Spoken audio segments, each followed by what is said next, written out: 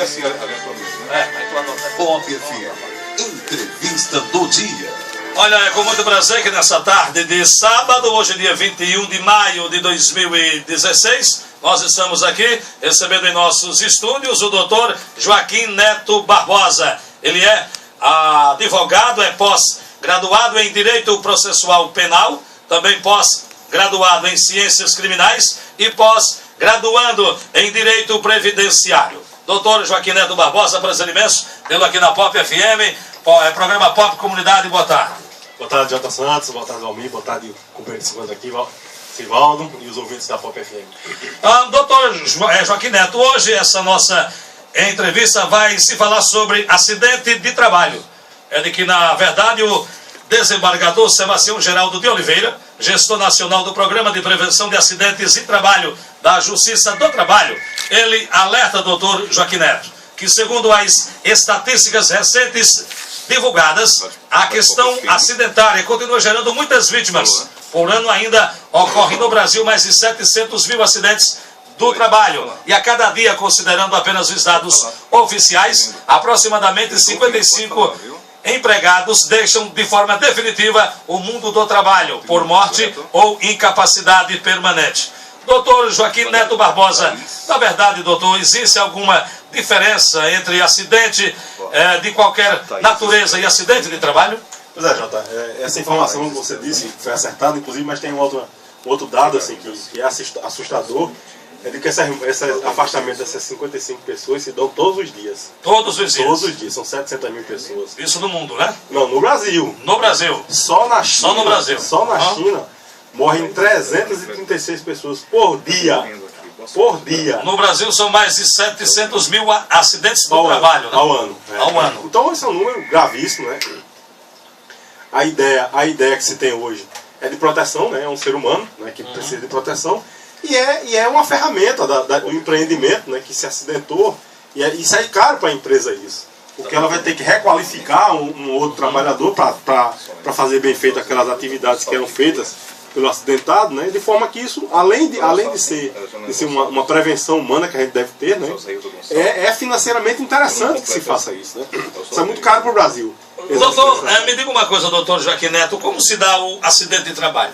Pois é, o acidente de trabalho pela legislação, ele pode ser uma infortunística de ruptura, né? Abrupta, né? Alguém que está trabalhando numa máquina e há aquele acidente, como ele também pode ser, né? Um evoluir do que se chama de patologia ocupacional, né? É uma doença que ela com o tempo se manifesta gravemente, né? Uma coluna, né? E aí eles chamam de agravamento ocupacional. Mas também pode ser, o que a legislação fala, né? Um acidente que não foi dentro do trabalho, mas que foi no percurso para o trabalho, né? De ida ou de volta. Então todas essas condições configuram o que se chama de acidente de trabalho. Doutor Joaquim Neto, quanto tempo se tem para entrar com um pedido de indenização por acidente ou doença de trabalho? Pois é, a indenização acidentária, ela é na Justiça do Trabalho, né? Então alguém que sofreu um acidente de trabalho, ele vai pedir uma indenização na Justiça do Trabalho. São 2 anos. 2 anos após sair da empresa, né? Agora, a indenização, o pedido de auxílio-doença por acidente de trabalho, a aposentadoria por invalidez advinda da relação do trabalho, ou auxílio-acidente, daqui a pouco a gente explica melhor isso aí, eles não têm prazo, né? Contanto que a pessoa não tenha requerido isso lá no INSS. Porque se ela requereu administrativamente no INSS, tem um prazo de 10 anos. Mas se ela não requereu, né? A gente tem vários casos desses, que a pessoa se acidentou há 20 anos atrás, há 15 anos atrás, e aí ela pode requerer um auxílio-acidente, aposentadoria por invalidez, ou, né, um auxílio-doença acidentário. Doutor, voltando àquela pergunta de antes, existe, doutor Joaquim Neto, diferença entre acidente de qualquer natureza e o acidente de trabalho? Pois foi bom, né, você ter feito essa pergunta. Muitas vezes as pessoas acham que só tem direito ao auxílio-doença do trabalho, ou aposentadoria por invalidez, ou auxílio-acidente, né, se ocorreu no trabalho. Na verdade, a legislação alterou, né, desde 2008 alterou, e acidente de qualquer natureza, contanto que a pessoa tenha vinculado ao INSS, ou seja, esteja de carteira assinado, ou tenha ultrapassado um período que se chama período de graça, né, que é o período após a assinatura da carteira, ele também tem direito ao auxílio-acidente, né? Então a gente também tem vários casos de pessoas que se acidentaram sem ser no trabalho, mas por elas estarem trabalhando, elas recebem hoje auxílio acidente. A doutora Joaquim Neto, uma pessoa que recebe auxílio doença por acidente de trabalho, deixa a pensão para o companheiro ou a companheira, doutor? Exato, foi bom também, Jota. Essa pergunta é sua. Deixa assim, né? Quem está recebendo aposentadoria por invalidez, que adveio do acidente de trabalho, deixa a pensão por morte para os dependentes. Quem está recebendo auxílio doença, também deixa a pensão por morte para os dependentes. E mais, quem está recebendo o auxílio acidente, que é meio salário do que ele recebia, né? Do salário-benefício. Então a gente também tem casos lá no nosso escritório de que alguém que é companheiro de uma esposa ou de um esposo que recebia auxílio acidente gera direito à pensão por morte. O INSS não concede. Eles interpretam que o auxílio acidente não é benefício previdenciário que dá direito à pensão por morte. Mas a lei não faz essa exclusão. Como a lei não faz, não poderia o INSS negar, né? E na justiça a gente geralmente ganha essas ações. Agora, a nossa próxima pergunta, doutor Joaquim Neto. Durante o recebimento, doutor, do auxílio doença por acidente de trabalho, o acidentado pode ser demitido? Exato. Durante não, porque o contrato de trabalho fica interrompido, né? Certo. Um dos efeitos de quem para o contrato de trabalho de quem está recebendo auxílio acidente é que o contrato de trabalho fica interrompido, então não pode ser demitido. Se as lesões se consolidarem, né? E aí ele readquirir a capacidade, então ele volta para a empresa e tem uma estabilidade provisória de 1 ano, né? Então o empregador tem que manter lá por 1 ano. Em alguns casos, os empregadores preferem indenizar, isso é possível também.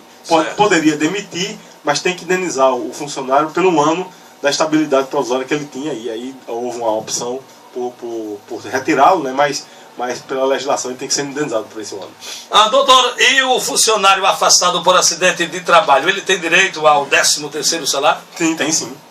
Fica interrompido, mas o 13º ele tem.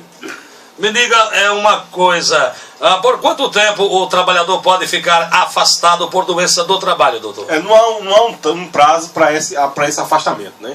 Até que ele se recupere, até que as lesões se consolidem, ele tem direito de voltar para a empresa, né? E aí, muitas vezes, em alguns casos, ser reenquadrado em outra profissão.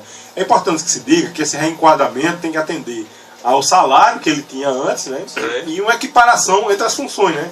Porque senão aí a coisa destoa da entrada inicial dele da empresa e aí ficaria ilegal. Então ele tem que receber o mesmo salário, né? E uma equiparação com a função que ele exercia.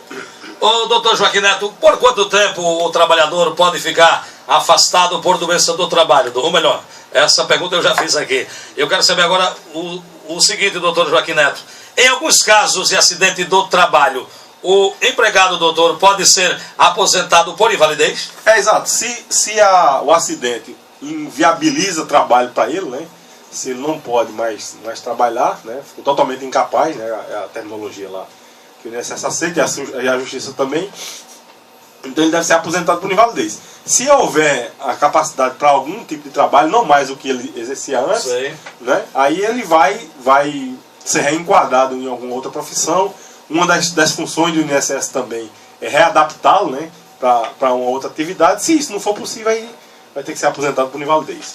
Agora, meio-dia mais 38 minutos, Valmir, meio-dia e 38, vamos fazer o seguinte, vamos a um rápido intervalo aqui no programa e a gente volta em seguida, continuando aqui a nossa entrevista com o doutor Joaquim Neto Barbosa aqui no programa.